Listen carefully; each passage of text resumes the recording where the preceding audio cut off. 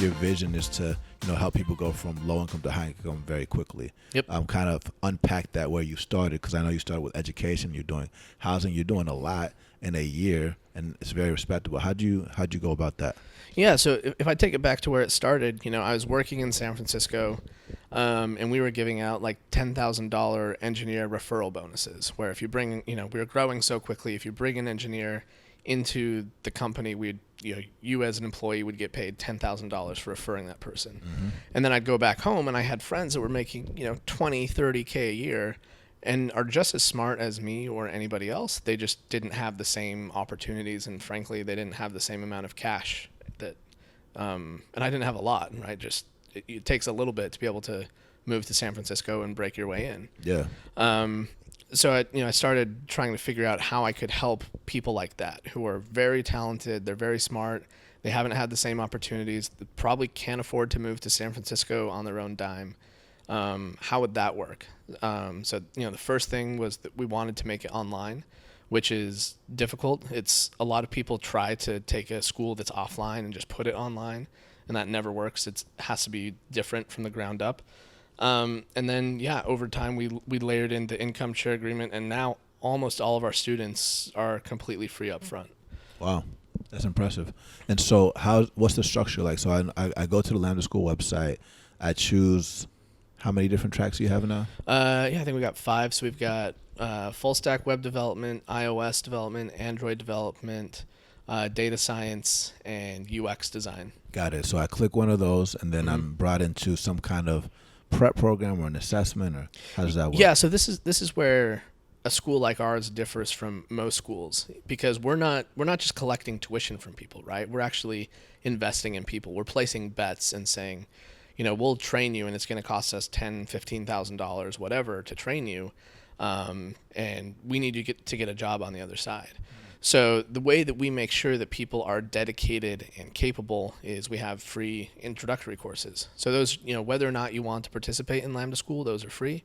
But we open those up. We teach them every 2 weeks for each, course. You can either do it self-paced or live with live help. And basically we look at how you perform in that course, and we see, like, does this person actually have what it takes when it gets down to it. Yeah. So does everyone who takes the course, like at the end, they take an assessment or some sorts? Or if I'm interested in Lambda School, then what would be kind of like my application process into the funnel? Yep. So you would apply, and then we would assign you to an intro course. You would do the intro course, and we're gathering data all along the way. And then there's a challenge, which is a technical assessment, and then there's a final interview.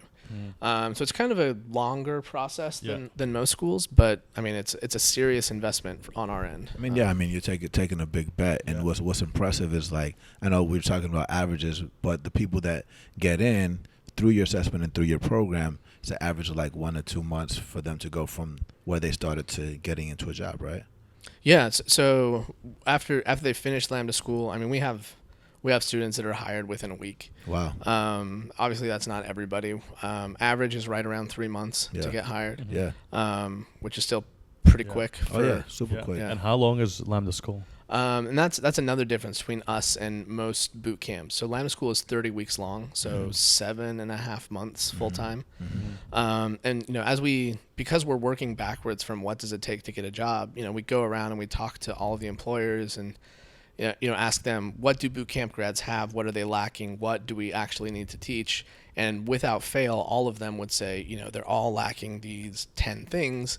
You go talk to boot camps, why aren't you teaching these things? And it's because they don't have time, right? They're charging $15K up front, so they only have 12 weeks to teach you. What are some of those things that you guys are focused on that boot camps aren't?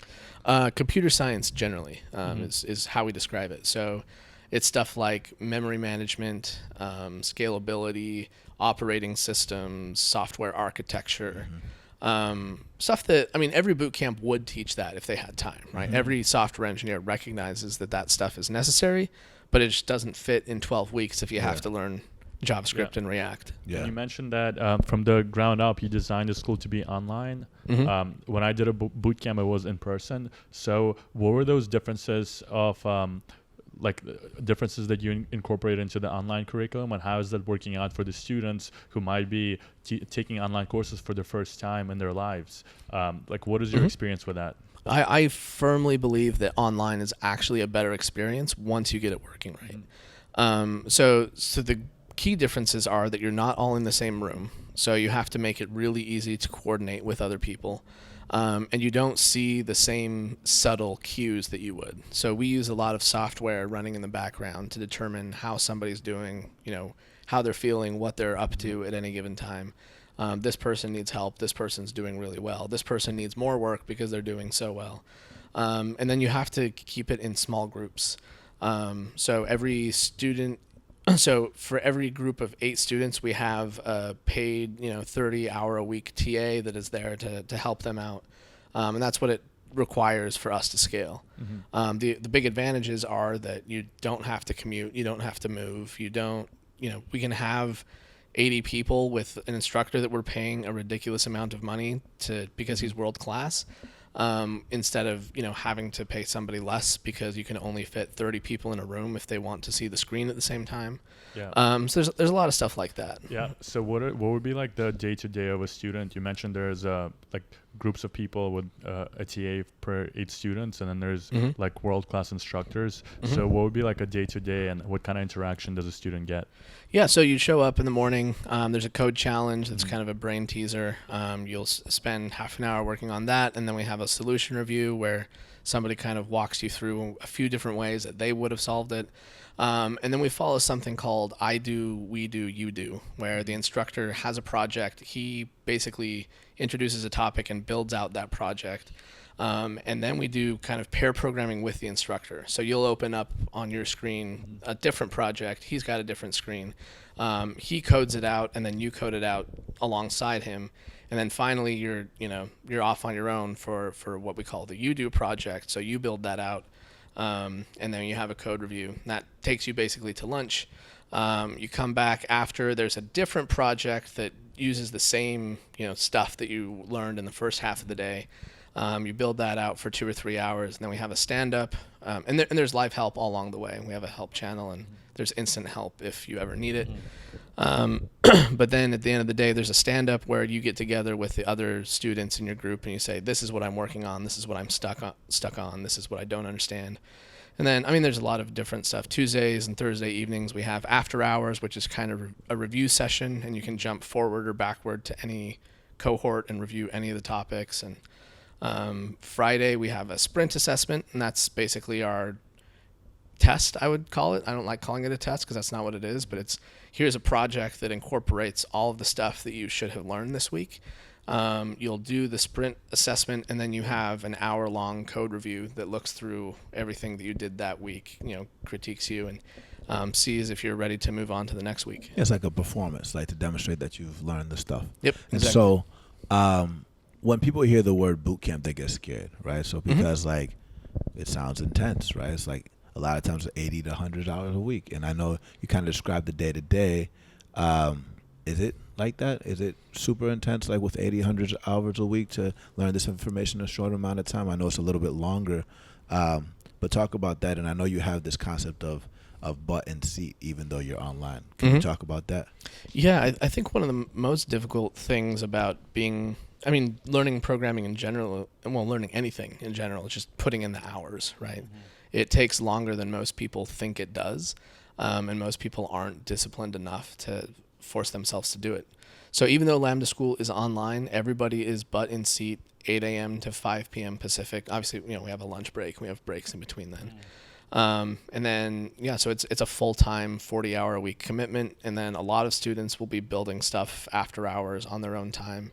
And then we have scheduled after-hours reviews for 2 or 3 hours a week, and then we have optional stuff on Saturdays. So some of it is optional, but on average, by the time you're graduating from Lambda School, you're looking at something like 1,500 hours. Oh, yeah, that's not too bad. But I like the way the structure. You have the 40 hours, you got the after hours, and it's pretty good. With the 168 hours in a week, that's possible. So. And I think especially since it sounds like you guys are investing so much into the students, and it doesn't cost them anything, right, until they find a job. Right. Which is kind of amazing that you guys have created this system with support daily, right, with world-class instructors, TAs, help desks, and basically as long as you have the discipline and determination to learn how to code, like You just put in the hours, and you guys will take care of the rest. Yeah, and you'll have career coaches too.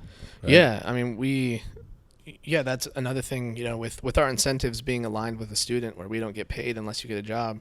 We have a team. So we have a team called the outcomes team. Mm-hmm. So their only job is to help you get a job. Mm-hmm. So we do something called Lambda Next, which is after you graduate, same thing, you show up at 8 a.m., you're working 8 a.m. to 5 p.m., and we've structured and helped you out that full day as well. Mm-hmm. But that's focused on getting you a job. Mm-hmm. So that is, tweaking your portfolio, that's submitting open source projects, that's, there are a couple hours a day to apply.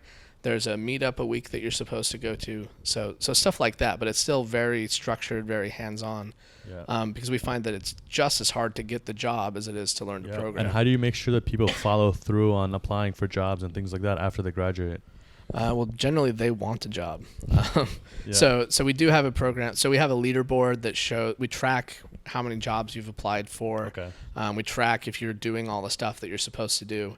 And when we have people from, the outside that come in, for example, I think probably 3 students today, I had people reach out like, hey, who are your students that are doing really well right now? I want to hire them. We look at that leaderboard, we see who's actually putting in the work, and those are the ones that we place first. Mm-hmm. So I personally placed 3 students today based on that.